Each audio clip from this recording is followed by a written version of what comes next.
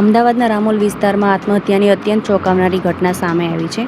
આપ જોઈ રહ્યા છો પારંગત ન્યૂઝ। એક નજર આપના મુખ્ય સમાચાર પર। અમદાવાદના રામોલ વિસ્તારમાં એક અત્યંત ચોંકાવનારી ઘટના સામે આવી છે, જેમાં રામોલના વંડર પોઈન્ટ પાછળ મોડી રાત્રે 34 વર્ષીય યુવકે કોઈ અગમ્ય કારણોસર કાચ વડે પોતાના હાથની નસ કાપી નાખીને આત્મહત્યા કરી લીધી છે। ત્યારે જાહેરમાં આ રીતે હાથની નસ કાપી લેવાના કારણે લોહી લુહાણ હાલતમાં યુવકનો મૃતદેહ મળી આવતા સમગ્ર વિસ્તારમાં ચકચાર મચી ગઈ છે। રામોલ પોલીસ સ્ટેશનમાં પીઆઈ વીડી મોરીએ ઘટના અંગે સત્તાવાર વિગતો આપતા જણાવ્યું છે કે મૃતકની ઓળખ ઘનશ્યામભાઈ પ્રજાપતિ તરીકે થઈ છે અને હાથની નસ કાપી નાખતા લોહી વહી જવાના કારણે તેનું મોત નીપજ્યું છે।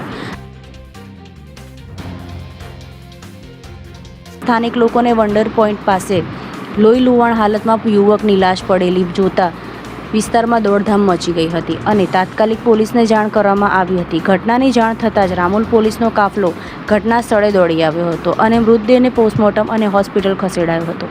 પોલીસને ઘટના સ્થળે મૃતદેહનો મોબાઈલ ફોન અને પાકીટ મળી આવ્યા છે, તેમજ આત્મહત્યા માટે વપરાયેલા કાચના ટુકડા પણ નજીકમાંથી જ મળી આવ્યા છે। ત્યારે મૃતક કયા કારણોસર આત્મહત્યા કરી તે બાબત પોલીસ આગળની તપાસ શરૂ કરે છે।